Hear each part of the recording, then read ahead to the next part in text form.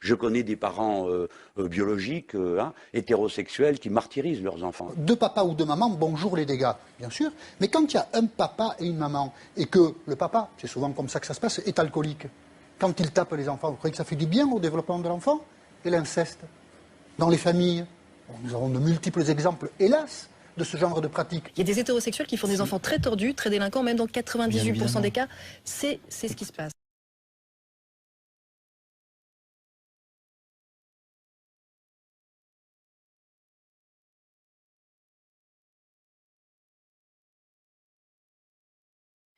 It's a case that defies belief and goes against every principle of parenthood. An Australian man and his partner purchased a baby boy in Russia in 2005, presenting themselves as a devoted pair of gay fathers. In reality, behind closed doors, they were sexually abusing the boy and allowing others to do the same from when he was less than 2 years old. On the weekend, Australian citizen Mark Newton was sentenced in the US to 40 years in prison. His partner, Peter Trong, is awaiting his sentence. When Task Force Argos raided Trong and Newton's Cairns home in October 2011, a mountain of material was discovered on encrypted hard drives and computer networks. It was handed over to US prosecutors. It took me personally 1 solid week working 10-hour days to get through all of the child pornography that was just the videos filmed in Australia, in France, and in different places across the United States. One video showed boy one performing sex acts on Newton with a disturbing level of sophistication when he wasn't even 2 years old. When the boy turned 5, in 1 month alone, Newton videoed himself engaging in sexual activity with boy one on more than a dozen different occasions. One way they controlled and manipulated this child was to appear to the outside world as a good parent. And one of the things they did was they trained this child how to answer questions from potential investigators. US authorities have found videos involving 2 more boys at Trong and Newton's Cairns home. I can't say too much about the identity of that child. I can say that the victimization of boy 2 occurred in Australia. We can confirm that this conspiracy we allege involving boy 1, boy 2 and others was international in scope. The authorities are now determined to track down every man who abused boy 1. A California sheriff announced Friday police arrested 2 women after they found 3 neglected kids inside their home just outside Salinas. Monterey County Sheriff Scott Miller told reporters police found an 8-year-old girl and 5- and 3-year-old boys living inside the home during a welfare check. The Californian reports the girl was chained down by her neck and one of her feet. Police say both the younger brothers looked malnourished, but the daughter was in even worse condition. The girl was reportedly, quote, skeletal thin and looked like she hadn't eaten much food in the last few months. Police say they believe the young girl was chained at times so that she couldn't reach any food. Police arrested 31-year-old Erica Craig and 42-year-old Christian Deanda last weekend on charges of false imprisonment and child endangerment. According to police, they were tipped off when the children had missed different appointments. The 2 older children were homeschooled, so there were no school attendance records for police to follow. Police say the home was cluttered and dirty. The local Society for Prevention of Cruelty to Animals also rescued 3 dogs, 6 cats, and other animals from the home. The animals reportedly had water, but not much food. Police also say the unnamed 8-year-old girl had to go to the hospital for 5 days because of her malnutrition. She and the 5-year-old boy were both adopted, while the 3-year-old was the biological son of one of the women. The Monterey County Herald reports both of the women were also expected to get married at the end of the month. Police say the children are being held in protective custody. Both suspects are expected to appear in court Wednesday.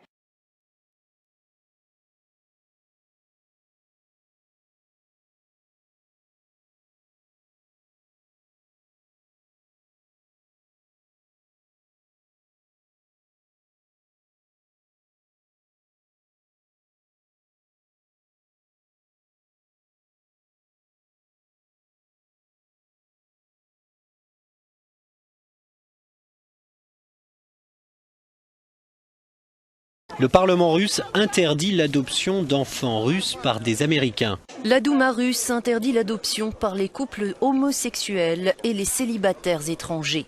La loi a obtenu le soutien de 444 des 450 députés. Aucun n'a voté contre. Il l'avait promis, il l'a fait. Le président russe Vladimir Poutine a promulgué ce dimanche une loi punissant ce qu'il appelle la propagande homosexuelle devant mineurs. Les peines encourues vont de 100 € pour les Russes jusqu'à 2500 € pour les étrangers. Poutine affronte les propriétaires de la cimenterie après sa fermeture. Vous avez pris ces gens en otage. Avec votre ambition, votre incompétence et votre pure avidité. Le sort de centaines de personnes est en jeu. C'est totalement inacceptable. Si vous, les propriétaires, n'arrivez pas à un accord, cette usine redémarrera. D'une manière ou d'une autre. Avec ou sans vous. Seul Poutine peut intimider un milliardaire comme Oleg Deripaska pour le forcer à rouvrir une usine. Tout le monde a signé l'accord? Oui. Deripaska, vous avez signé? Oui. Je ne vois pas votre signature. Signez.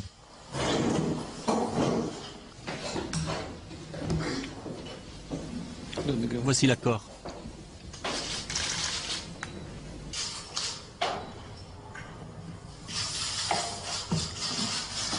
Rendez-moi mon stylo.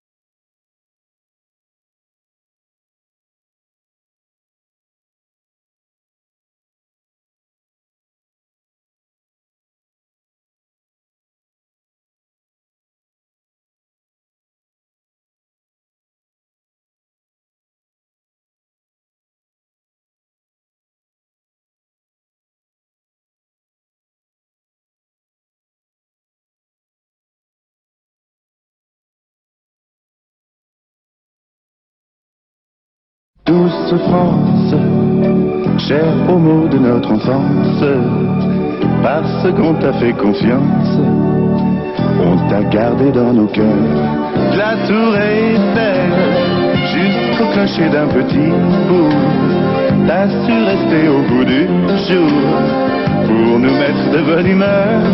Oui, on t'aime, car avec toi pas de problème, tout est propre.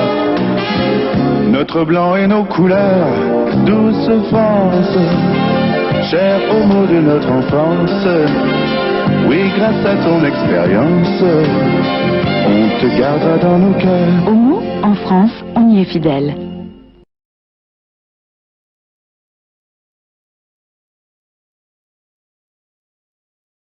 Le FIO obligatoire à partir de 18 ans. Voilà, ouais, même avant, on peut commencer avant. Tout de suite, maintenant, égalité les droits. Tout de suite. Voulez-vous marier maintenant? Maintenant, tout de suite. Le mariage, c'est super compliqué, quoi, en fait, parce que j'ai compliqué les choses entre l'homosexualité. En plus, je suis bi, voire tri avec les animaux, tu vois, donc. On va se marier, nos enfants sont d'accord, tout va bien. Et vous... Qui a porté les enfants? Ça c'est sa fille, ça c'est mon fils. Oh cool. Voilà. Et donc c'est une famille recomposée pour l'instant, hein? Voilà, c'est ça. Et un jour vous en aurez peut-être un ensemble, c'est ça? Sûrement, je pense. Ouais, mais la société elle est pas prête pour ça, si t'as pas mais l'impression. nous on est prêts, il y a des chemins de traverse de toute façon. De toute façon je vais me marier avec une fille, avec une amie à moi. On va faire des enfants ensemble et chacun va faire notre vie de notre côté. C'est juste pour en préserver les enfants. Il faut être très amis pour ça, faut bien s'entendre. Ah mais c'est ma meilleure amie. Bah je pense qu'on n'a pas forcément besoin d'un père et d'une mère pour être heureux. Voilà, l'amour. Une famille c'est l'amour, c'est pas une père, un mère, c'est l'amour, c'est le plus important. C'est ça. Voilà, c'est l'amour qui est plus important. Alors qu'est-ce qui fait le père à ton avis? C'est l'amour qui donne en fait à l'enfant. Mieux avoir deux pères qui donnent de l'amour qu'un père et une mère qui donnent pas l'amour. Une personne de même sexe adopte, ça veut dire qu'ils ont vraiment envie d'avoir un enfant et qu'ils se donnent à fond pour avoir un enfant quoi. Ouais, déjà ils sont...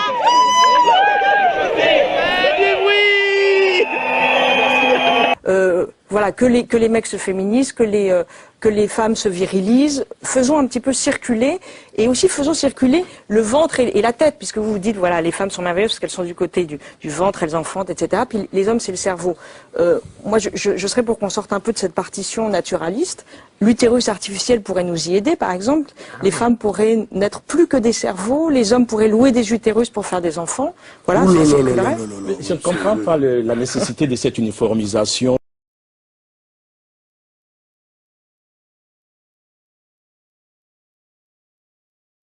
Je me suis rendu compte qu'on parlait d'utérus artificiel. Et moi, on m'aurait parlé d'utérus artificiel comme ça à mon arrivée à Chicago. Jamais j'aurais mis Lucie dans un utérus artificiel. Jamais. Jamais. On est vite la proie de gens qui veulent faire du business, du commerce, des tests, des expériences. Les gens n'en ont aucune idée. C'est vrai que les gens n'en parlent pas, alors que mes recherches me montre qu'il y a des films, qu'il y a des gens qui sont en train de procéder à ce genre d'expérience, et que c'est quelque chose qui est là, qui existe, et personne n'en parle aujourd'hui. Suite à mes nombreuses fausses couches, j'ai pris l'habitude en fait de discuter sur un forum de femmes enceintes, comme il en existe beaucoup. J'ai commencé un petit peu à regarder tous ces forums. Aux États-Unis, il y en a beaucoup. J'ai regardé sur des forums, j'ai parlé avec des filles, j'ai regardé des sites, voilà, mais bon, sans vraiment prendre ça au sérieux, mais un peu avec une anxiété de début de grossesse. J'étais un peu inquiète, je sais pas. Voilà. Et là, ils m'ont contacté par téléphone, en français, en me disant que effectivement, ils avaient une toute nouvelle méthode pour des femmes qui étaient dans ma situation, pour les faire accoucher avant le terme, et qu'ils avaient une sorte de couveuse dernier modèle, ce qu'on faisait de mieux, et qui me proposaient de me faire accoucher plus tôt. Ils me donnaient une solution qui me paraissait à ce moment-là celle qui me correspondait, c'était donner un support aux femmes qui aujourd'hui sont seules et qui doivent se débrouiller professionnellement et en même temps avoir leur rôle et jouer leur rôle de mère. Comme c'était une clinique très très en pointe, enfin tout de suite, moi voilà quoi, je leur ai fait évidemment confiance. C'était pour moi c'était un peu inespéré, enfin voilà quoi. La clinique à Chicago ne voulait absolument pas me donner de documents visuels de mon bébé. Donc les seules images que j'ai pu prendre, c'est en fait, j'ai pris moi-même une vidéo de Lucie dans sa couveuse. Il y avait une sorte de liquide, on m'a expliqué que ça reproduisait en fait le liquide amniotique maternel. Elle était incubée, c'était comme une couveuse mais qui reproduit le ventre maternel. C'est vrai que j'aurais peut-être pu avoir quelques doutes. Elle était complètement dans un liquide amniotique, mais c'est vrai que j'ai été mis en confiance, on m'a expliqué vraiment à quoi ça allait servir. Donc tout de suite j'ai été vraiment encadrée, aidée. Donc je repars et au bout d'une semaine, et quelques jours après, on m'appelle pour m'annoncer la nouvelle de la mort des Noirs. Voilà. C'est un matin, ils sont venus me voir en disant qu'il y avait eu un problème et que Lucie n'avait pas survécu. Moi, j'ai pris la décision en pensant que c'était ce qu'il y avait de mieux pour mon enfant. Donc aujourd'hui, il y a cette première chose, c'était que je ne connaissais pas les risques. J'ai pris une décision sans connaître les risques que l'enfant pouvait encourir, et il y en avait beaucoup. Et j'ai dû beaucoup insister en fait pour avoir un document de la part de la clinique. Le labo, il met du temps à me répondre. Et puis ils veulent. Et puis finalement, j'ai droit à un document où on me dit avoir fait une fausse couche. Alors que bon, j'ai subi une césarienne, donc je sais à ce moment-là qu'il y a quelque chose qui tourne pas rond. Enfin, pour moi, c'est clair. Donc, en revenant en France, je me suis rendu compte que ce que contenait le document ne correspondait pas du tout à ce qui s'était passé là-bas. C'est-à-dire que pour eux, j'avais fait une fausse couche. Ce qui est totalement faux. J'étais venue justement pour que Lucie puisse venir au monde, pour qu'elle puisse être une enfant comme une autre, un petit bébé voilà, bien portant. Et du jour au lendemain, ça n'allait plus et elle était morte. Enfin, c'était absolument, c'était affreux. C'était affreux et personne ne voulait comprendre que je veuille reprendre Lucie. Et on a eu beau... On a demandé à tout le monde, enfin on a insisté. Et en fait, je n'ai pas pu... Je suis repartie sans Lucie. Mais ils m'ont menti sur ce qu'ils ont fait. Ils m'ont menti. Plus tard, j'ai vu des images d'animaux. Je crois que c'était une chèvre. Elle baignait exactement dans le même liquide que Lucie. C'était exactement le même procédé, en fait. Et en faisant mes recherches, je me suis rendu compte que cette chèvre, elle n'était pas viable. Elle n'était pas viable. Et ils l'ont fait sur mon enfant. Mes recherches, peu à peu, m'ont amené à me rendre compte que j'avais peut-être subi une expérience qui était une des premières mondialement sur les humains, qui serait celle de l'utérus artificiel. Et c'est vrai qu'au moment où je signe cette décharge et où je décide de procéder à cela, alors que j'ai fait des études, je suis quelqu'un, je pense, de cultivé, d'informé, je n'en ai aucune idée. C'est quelque chose... Je me suis fait rouler, enfin, c'est tout simplement ça. Ils ont fait une expérience médicale sur mon bébé, de la même manière qu'ils avaient fait une expérience sur une chèvre. C'est exactement la même chose. J'en suis persuadée maintenant, j'en suis persuadée que j'ai été victime d'une expérience, que l'on m'a fait venir pour autre chose que ce que je croyais, que mon bébé a servi à des médecins. J'avais juste été sur des forums, j'avais juste été sur des sites, et voilà qu'un institut de Chicago me contacte en me disant qu'ils ont des solutions à mes problèmes. On est très très vite des proies, quoi, des victimes. Dès qu'on est un peu fragile, j'ai l'impression que... Après-demain, on peut voir à quoi pourrait servir, si ça venait à marcher, l'intérêt économique qu'il y aurait derrière ça. C'est vrai que ça représente une manne financière pour ces gens-là. Enfin, ils avaient tout intérêt à nous tromper et à nous laisser croire que c'était bénin et qu'il n'y avait pas de risque.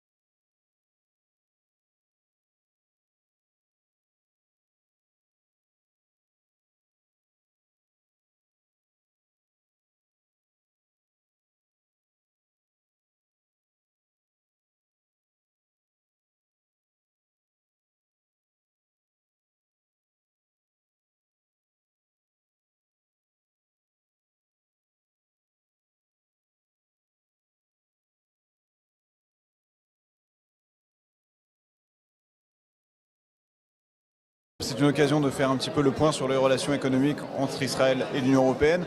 On est dans une période un petit peu compliquée en Europe avec le problème de la zone euro, et peut-être une récession qui s'annonce pour l'année 2012. Comment on arrive à se situer dans tout ça?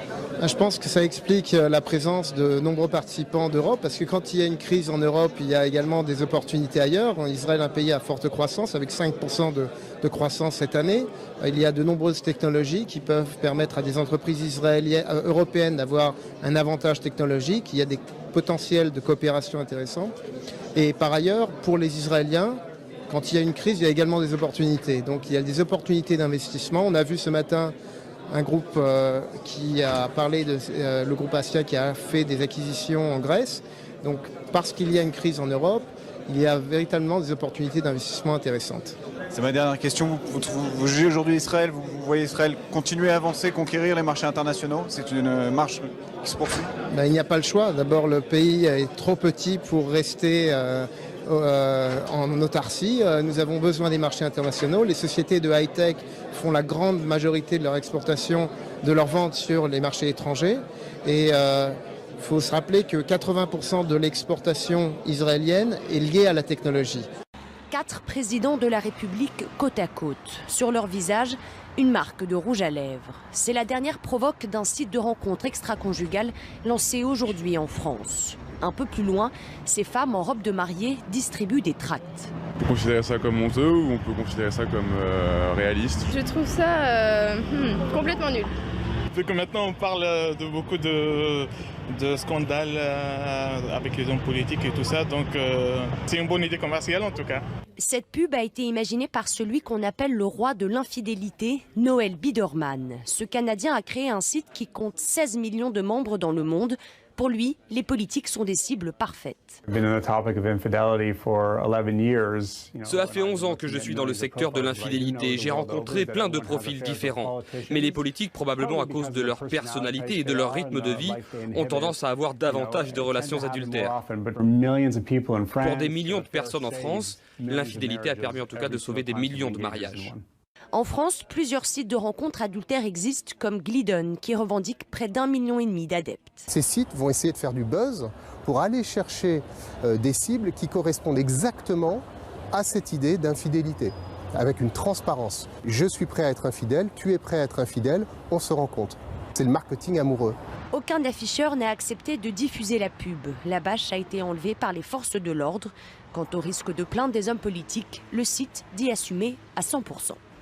Pour répondre, Madame, au début de votre question, comment j'en suis venue à cette position-là, d'abord, je crois par le travail que j'ai fait depuis 30 ans sur l'histoire de la maternité et sur le rapport parent-enfant.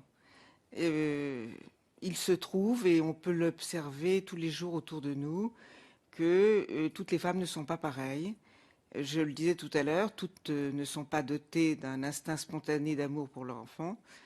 Et il y a des femmes, et j'en ai rencontré, qui adorent être enceintes, qui aiment ça, et qui pour autant n'ont pas envie d'assumer les responsabilités de l'éducation d'un enfant. Ce sont des femmes qui existent, on ne peut pas le nier. Et je connais, et vous connaissez par ailleurs, d'autres types de femmes tout à fait opposées, qui, elles, détestent l'idée d'être enceintes, ne font pas d'enfants pour ça, parce que ça n'est pas compatible avec leur possibilité psychologique, j'imagine, et qui pour autant aimeraient élever des enfants et s'en occuperaient, voilà. Et fort de cette donnée-là, je me suis dit, mais pourquoi, au fond, on part quand même toujours de l'idée que une femme est faite pour aimer les enfants qu'elle porte. Je n'en peux plus de ce préjugé naturaliste qui est démenti chaque jour. Il faut accepter la diversité parmi les femmes. Nous ne sommes pas toutes sur le même moule. Nous n'avons pas toutes le même désir. Nous sommes différentes parce que nous sommes humaines, justement. Et c'est dans cette diversité de désirs, de comportements, que au fond, j'ai puisé mes propres opinions et que j'ai reconnu ça. Donc, vous me dites marchandisation du corps. J'en ai assez qu'on me colle marchandisation du corps aussitôt que quelque chose ne plaît pas. Je pense à la prostitution, qui est un autre sujet qui m'occupe, mais je pense aussi à cette idée de la GPA. Alors pourquoi moi je suis pour les raisons que vous avez commencé d'évoquer.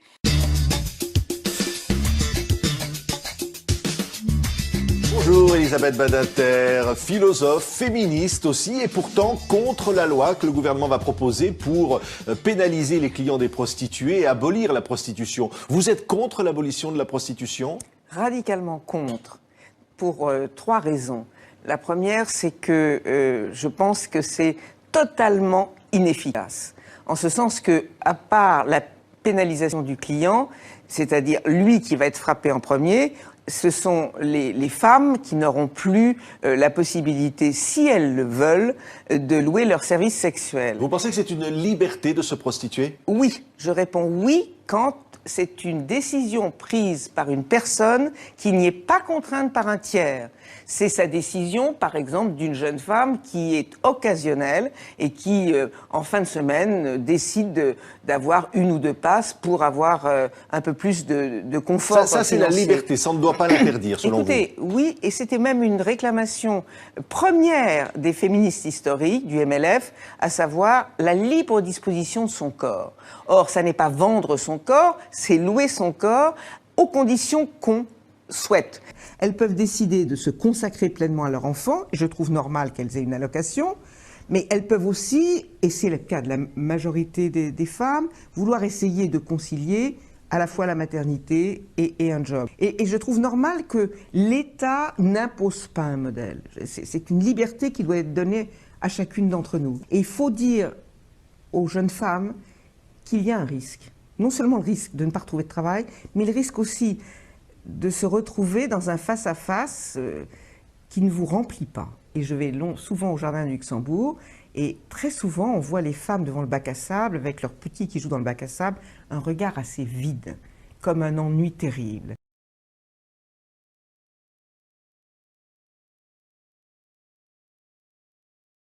Bonsoir Gilles Bernheim. Bonsoir. Après l'Église catholique, après les protestants, après le Conseil du culte musulman, à votre tour, vous vous prononcez, vous-même, en tant que grand rabbin de France, contre le mariage homosexuel. Est-ce qu'on a un front du refus de toutes les religions contre ce projet ? Je ne pense pas qu'il y ait un front du refus. Chaque religion argumente. La question n'est pas seulement d'être pour ou contre, mais d'argumenter, non pas au nom de convictions religieuses qui feraient que notre position domine celle des autres, mais argumenter dans un langage qui soit celui de la culture française, j'allais dire de la civilisation française, de sorte que tout un chacun, qu'il soit ou non juif, qu'il soit ou non croyant, tout Français puisse prendre position à partir de là. Alors, argumentons. Vous venez de remettre au président de la République un long texte de 25 pages intitulé « Ce que l'on oublie de dire ». Ce qu'on oublie de dire, par exemple, selon vous, c'est que l'on perd de vue l'intérêt général au profit de l'intérêt d'une infime minorité. Pourquoi est-ce que le mariage homosexuel est contraire à l'intérêt général ? La question d'abord, lorsqu'on emploie l'expression « intérêt général », est de savoir si cette proposition de loi concerne une majorité de gens ou une faible minorité. Et là, vous me permettrez de rappeler des chiffres, parce que ce même débat avait eu lieu à l'époque du Pacs. À l'époque du Pacs, qu'est-ce qu'on disait ? Qu'il était urgent de l'adopter, car on annonçait alors, c'était en 1999, que 5 millions de personnes voulaient se paxer. 5 millions de personnes. Des analyses de l'INSEE, il ressort aujourd'hui que 904 000 et un petit peu plus ont été signés entre 2000 et 2010. Ce qui veut dire quoi ? Ce qui veut dire qu'en fait, il n'y a eu que 7% entre personnes du même sexe, c'est-à-dire 63 000 personnes. Donc vous nous dites que les homosexuels sont beaucoup moins et nombreux. Et non pas 500 000 comme on l'avait annoncé. Donc ils sont beaucoup moins nombreux qu'ils essayent de le faire croire. Pratiquer le Pacs. Et je pense que le raisonnement s'applique également aujourd'hui au mariage homosexuel. On parle de centaines de milliers de personnes qui seraient concernées. Si je m'appuie sur l'expérience du Pacs entre 1999 et 2010, puisque ma recension s'inscrit dans cette tranche de 10 ans, alors je pense qu'il faudra largement diviser par 10. Mais en quoi, Gilles Bernheim, en quoi le fait d'être minoritaire leur empêcherait de pouvoir se marier ? Non, d'abord parce qu'on est en train de changer la culture d'un pays. Ce sont des principes d'anthropologie qui font... Autrement dit, c'est un modèle de société qui est en train de changer. Alors, est-ce que le modèle de société doit changer parce qu'il y a une petite minorité qui souhaite que la société change? Ça, c'est un principe sur lequel je m'interroge. Alors, ce qu'on oublie de dire, donc c'est le texte que vous avez envoyé à François Hollande, ce qu'on oublie de dire, dites-vous, c'est qu'un enfant a besoin d'un père et d'une mère. Oui, parce que là, on touche à cette expression que l'on entend souvent à propos du mariage homosexuel pour tous et de l'adoption d'enfants par les couples homosexuels, le droit à l'enfant. Permettez-moi de corriger d'un seul mot. Le droit de l'enfant, et pas seulement le droit à l'enfant. L'enfant n'est pas un objet auquel chacun aurait droit. Il a des droits. Il a le droit, lorsqu'il est adopté, d'être adopté par une famille où il y a un père, où il y a une mère, comme l'énorme majorité des gens qui vivent en France. Ce droit-là, au nom de quel principe le lui refuserait-on? Ça, c'est une première question que je me pose, parce que l'enfant n'a pas le choix lorsqu'il est adopté. Et donc, tout enfant a le droit d'avoir un père et une mère et de ne pas en être exclu. Ça, c'est une première chose.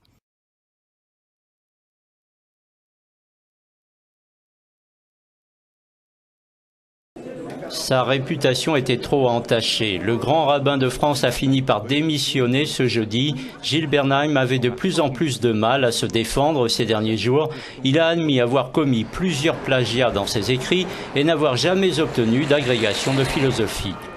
Gilles Bernheim s'est expliqué devant le consistoire à Paris. Le président de cette instance lui a toutefois rendu hommage. Je demande aux Juifs de France aujourd'hui de savoir continuer à respecter le travail qu'a fait le grand rabbin Gilles Bernheim et de savoir continuer à faire confiance à nos institutions, à notre institution consistoriale et à leurs différents responsables à travers la France. C'est une crise grave pour le consistoire de France qui représente la première communauté juive d'Europe. Gilles Bernheim sera remplacé provisoirement par le grand rabbin de Paris, Michel Guggenheim.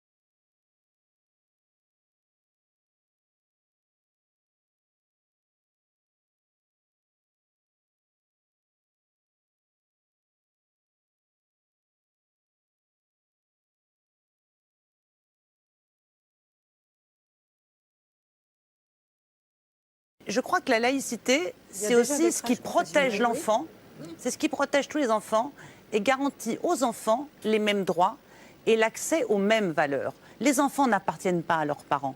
Donc la République doit leur offrir... la religion à la maison. À la maison, oui. Non, chaque enfant doit pouvoir accéder à des lieux qui lui permettront lui-même ensuite de faire son choix. Mais ne prenez pas c'est le cadre de l'école publique. C'est le cadre de l'école publique. Parmi les élèves, une invitée un peu particulière. À quelques semaines de l'examen du texte autorisant le mariage homosexuel, le gouvernement a pour mission de convaincre même les plus jeunes. Ça veut dire que finalement pourront se marier des gens qui s'aiment même s'ils sont de même sexe, ce qui n'était pas le cas jusqu'à présent. Ça va permettre plus d'épanouissement, plus de liberté, plus d'égalité dans la société. Il faut comprendre ça comme une avancée. Le poisson lune. Il m'a fait briller comme un soleil. Félix et Léon s'aiment. Deux poissons homosexuels, héros d'un conte poétique. Ce petit film d'animation a été conçu pour les élèves de CM2. Nous avons assisté à sa projection dans une classe de Morlaix, en présence du réalisateur. Et de quoi ça parle? Qu'est-ce qui est important dans l'histoire? Qu'est-ce que j'ai voulu dire à votre avis? Dans cette histoire, c'est deux garçons. Dans les contes de princesse et de princesse, c'est une fille et un garçon qui s'aiment. C'est un film qui a été créé pour ceux qui aiment, par exemple, un gars et une fille. Donc c'est fait que pour ces personnes-là? Non, mais c'est pour... ça parle de l'homosexualité. C'est une histoire d'amour entre deux garçons. Ils ont 9 ou 10 ans et leur institutrice estime qu'ils ne sont pas trop jeunes. Ils ne sont pas encore rentrés dans l'adolescence. C'est un sujet qui ne les fait pas rire encore ou qui rend pas nerveux. Enfin voilà, ils sont plus spontanés en fait à cet âge-là. En annonçant la projection, elle s'est rendue compte que tous connaissaient le mot homosexualité et sa signification. Un seul élève a alors eu une réaction de rejet. Tous ont réfléchi. Si deux garçons s'aiment, c'est pas un défaut? D'accord. Bon, tu pensais que c'était un défaut au départ? Bah ouais, un peu, mais non, pas du tout. On peut aimer la personne qu'on veut. C'est vraiment une question d'éducation, la lutte contre l'homophobie, qui a des conséquences assez graves après au collège. Et c'est dès le primaire qu'il faut en parler. Et on se rend compte quand on explique ce que c'est, ça résout en fait le problème. Malgré sa poésie, le court-métrage a choqué. Des associations, des hommes politiques outrés qu'on ose parler homosexualité à l'école. Le ministre estime que le film n'a pas vocation à être diffusé en primaire, mais il ne l'a pas interdit. À Morlaix, les parents n'ont rien entrepris contre la projection, mais ils se sont posé des questions. Est-ce qu'il ne faut pas d'abord parler de sexualité avant d'homosexualité? Ils n'ont pas encore eu ce programme-là à l'école. Faut-il parler homosexualité à des enfants de CM2? Les psychiatres sont partagés. Selon Didier Lauru, la sexualité des adultes ne regarde pas les enfants de cet âge. Il y a déjà tellement de sollicitations par les discours des adultes autour d'eux qui parlent de sexualité un peu trop crûment, un peu trop facilement devant les enfants. Il y a les images, sans parler de la pornographie auquel ils peuvent, vous le savez, avoir accès de plus en plus facilement malgré les protections. Donc je pense qu'il ne faut pas en rajouter, même si c'est sous forme d'un dessin animé, de formes qui sont plus adaptées à leur âge.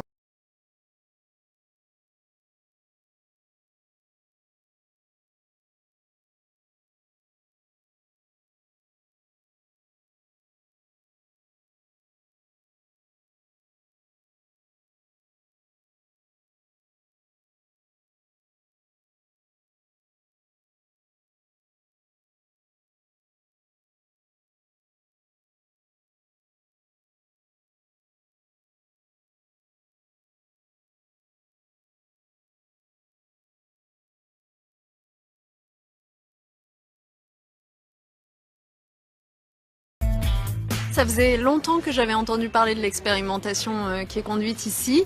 Dès les premières semaines d'installation dans mon ministère des droits des femmes, j'ai pensé à venir voir de plus près comment cela se passait et quels résultats cela donnait. Pourquoi? Parce que ça rejoint une de mes réflexions absolument évidentes, c'est qu'aujourd'hui, si on veut faire l'égalité entre les femmes et les hommes, il faut agir sur les mentalités et dès le plus jeune âge. Parce que si vous vous retrouvez encore aujourd'hui avec de telles inégalités professionnelles, avec du sexisme, avec des violences faites aux femmes, c'est parce que dès le plus jeune âge, la société a assigné aux femmes et aux hommes des rôles très différents qui favorise malheureusement l'inégalité. Et donc ce que fait la crèche ici, c'est-à-dire apprendre dès l'âge de 2 ans, 3 ans aux enfants qu'on peut, même quand on est un garçon, laver les bébés, leur mettre les couches, on peut même quand on est une fille jouer aux soldats, à la guerre, et que le mieux finalement pour l'équilibre harmonieux des deux sexes, eh bien c'est que chacun tire parti de toutes les qualités, toutes les potentialités possibles. Ça va vraiment dans le bon sens pour moi. Finalement, c'est aussi ça l'intérêt de la visite des deux ministres, c'est peut-être de nous aider à développer ce projet, non seulement dans les crèches départementales, alors en même temps, on ne peut pas dupliquer comme ça ce projet sans lever un certain nombre d'obstacles. Il y a des réticences, elles concernent parfois les parents, elles concernent parfois les professionnels, et donc il faut travailler, il faut parfois modifier, y compris même la formation des professionnels, et donc il y a aussi des aspects réglementaires sur lesquels les deux ministres peuvent nous aider.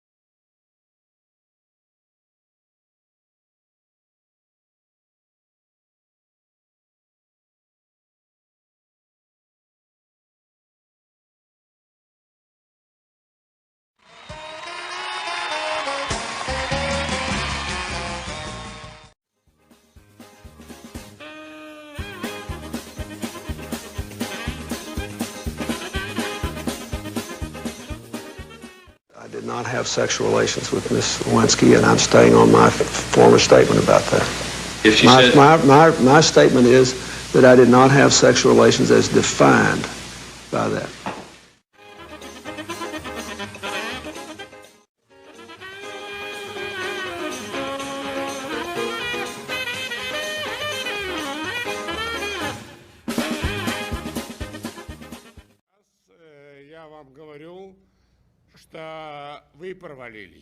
Well, now for the first time I can tell you that you're a disaster.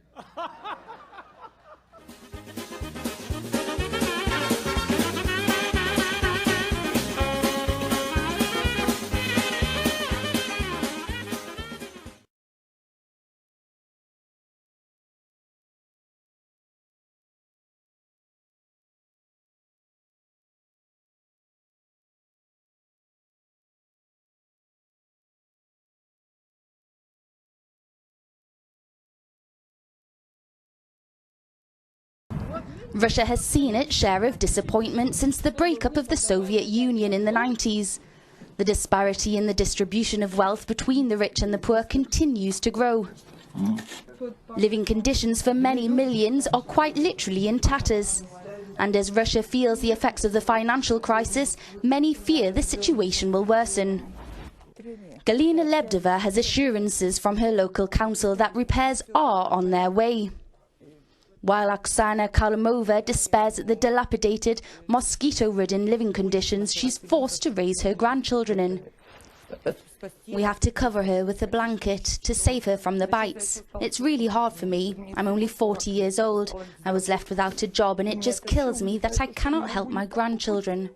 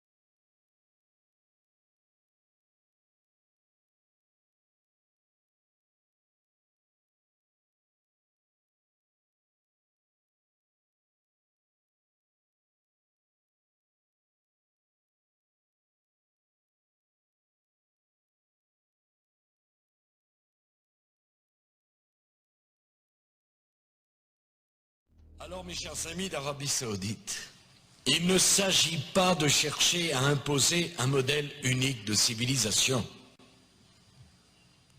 Ce serait répéter une fois de plus l'erreur tragique qui, dans le passé, a provoqué tant de malheurs.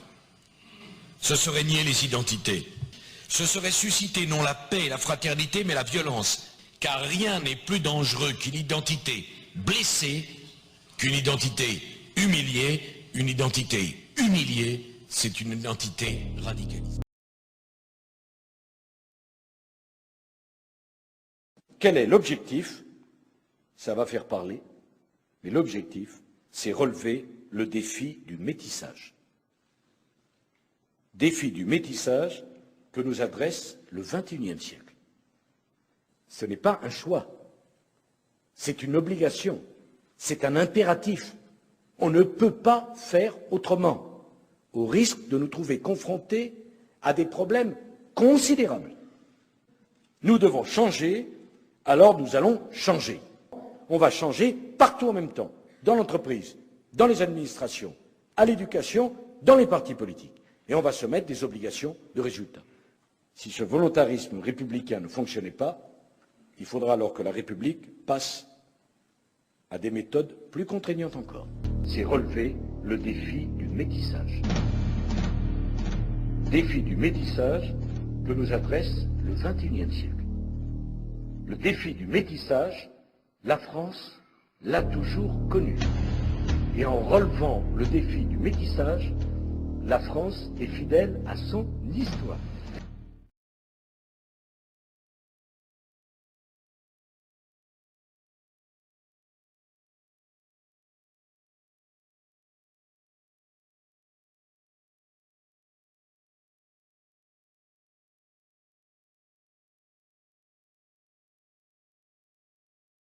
Alors j'ai une solution, hein? Pourquoi les Noirs et les Blancs se mélangeraient pas, hein? Les femmes noires coucheraient avec les hommes blancs, les femmes blanches coucheraient avec les hommes noirs.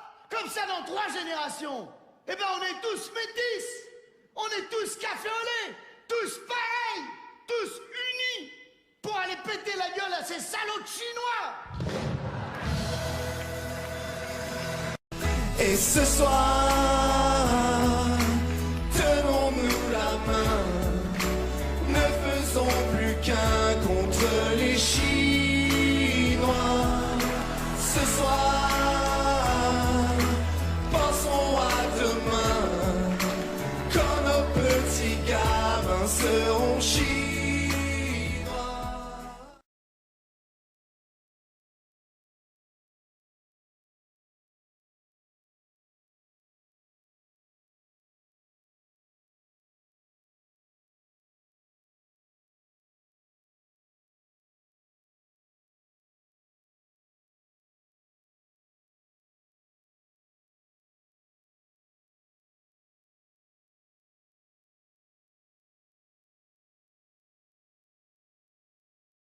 Gilles Duflot vous dit pourquoi vous ne vendez pas l'hôtel particulier 1 € à la région, c'est ce qu'elle dit là. Oui, je dis qu'il y a schizophrénie entre Madame la ministre du Budget qui vend de propriété de l'État très cher et Madame la conseillère régionale qui trouve qu'on l'achète trop cher. Mais on ne le vend pas très cher justement. C'est une superbe affaire pour la région puisqu'elle est déjà locataire de la moitié du bâtiment. Donc il faut qu'elle l'achète à l'État pas cher, parce que l'État lui vend pas cher, et qu'elle le revende plus cher, et qu'elle puisse ensuite déménager dans un beau quartier, beaucoup moins cher pour faire des économies. Voilà, vous savez en direct la révélation, Madame Pécresse n'est pas d'accord avec ses collègues qui protestent contre l'achat par la région. Mais non, c'est pour ça. Ah, bah voilà, tout va bien. Madame Duflot, ne déformez pas, ça c'est les Verts. Les Verts, ils lui font dire le contraire de ce que vous pensez. C'est merveilleux. Vous pensez qu'il faut acheter cet hôtel ou pas? Je dis qu'il faut que l'argent profite du fait que l'État vend pour vendre avec nous, parce que c'est le seul moment où on peut faire une bonne affaire. C'est maintenant. Maintenant, on peut faire 20 millions d'euros de bonne affaire. L'État ne peut pas vendre tout seul. L'État a vendu déjà. Je vais poser une autre question à Madame la ministre. Est-ce que vous êtes d'accord pour Elle a une langue bien pendue, c'est terrible. Qu'est-ce qu'elle est bavarde, elle est bavarde. Et puis elle dit j'en ai rien à faire, moi. moi, de l'hôtel particulier. Je veux dire la vérité. La vérité, c'est que l'État peut vendre à personne d'autre qu'à la région. Oui, et la vérité, c'est que maintenant que la région a racheté, elle peut faire une très bonne affaire pour le contribuable francilien, revendre et partir à la porte de les Batignolles où on l'attend avec bonheur et où les prix sont à 400 € du bâtiment. Mais vous y travaillez pas du tout. Mais vous, ça faut acheter. C'est de l'hypocrisie. Vous rapatriez tous les bâtiments rue du Bac, rue du Général Bertrand. Vous faites un village régional dans le 7e. Alors là, Madame j'adore. C'est tout Vous êtes mal à l'aise des déclarations de vos collègues. Ça, je peux comprendre. Donc, il faut acheter. Quand on défend le droit au logement, on ne paye pas 700 € du mètre carré pour installer les services de la région. Est-ce qu'il faut acheter ou pas, Madame Pécresse? Il faut vendre. Il faut acheter, donc. Acheter ou vendre, faut choisir. Hein. Vous avez compris, ils sont dans une position intenable. J'adore. Il y a des moments où on se met tout seul en situation insupportable et là, ils ont bien réussi. Sur cette table, plus d'1 million d'euros. 6 lingots d'or. C'est la plus grosse saisie financière issue d'un trafic de drogue. Une partie de cet argent, 375 000 € exactement, a été retrouvée dans des coffres et sur des comptes au nom de Florence Lamblin. Elle est l'adjointe au maire du 13e arrondissement de Paris. Cet élu d'Europe Écologie Les Verts vient d'être mis en examen pour blanchiment d'argent en liaison avec un trafic de drogue. Vous avez les trafiquants de stupes, le pivot central qui récupère l'argent et qui le donne à des clients qui ont besoin de cash, etc. De cette ampleur-là, oui, c'est une des premières qui a été faite en France. Ouais. L'enquête a donc bien 2 volets. La drogue d'abord. 8 tonnes de cannabis en quelques mois provenant du Maroc. Elle transitait par l'Espagne puis était vendue en région parisienne. L'argent ensuite. Frauduleux, il partait vers la Suisse. Une société financière qui avait pignon sur rue en plein cœur de Genève servait d'intermédiaire avec des comptes suisses. L'un de ces comptes appartenait à Florence Lamblin, mais son avocat clame aujourd'hui l'innocence de sa cliente. Elle a un compte en Suisse qui n'est pas d'ailleurs complètement un compte qui lui appartient, puisque c'était un compte de sa famille.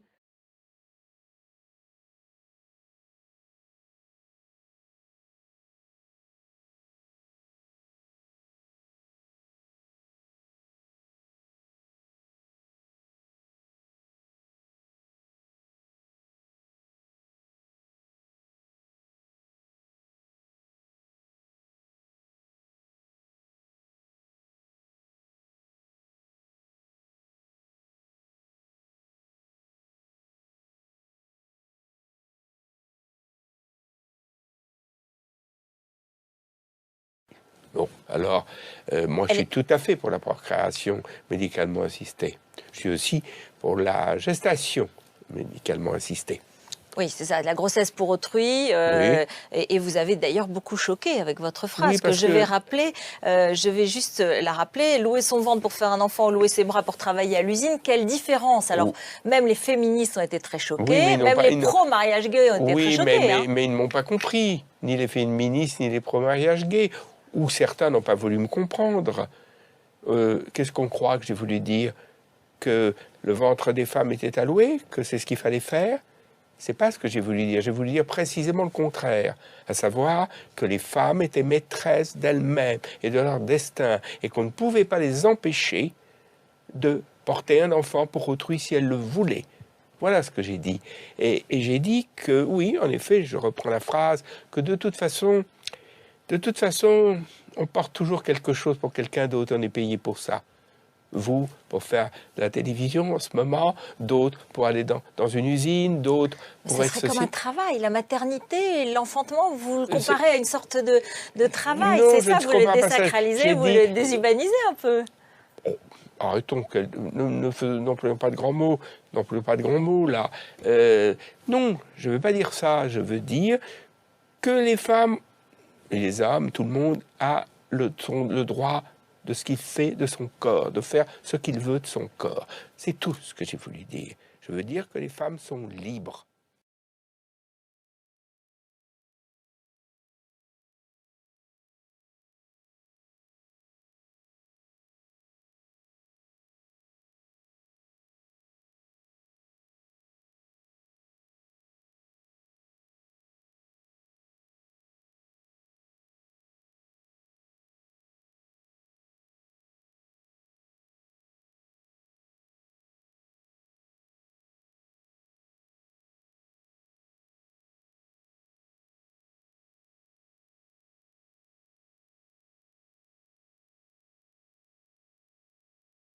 Je travaille avec des gosses, Paul Duc, avec des petits gosses. Et de la beauté du sexe.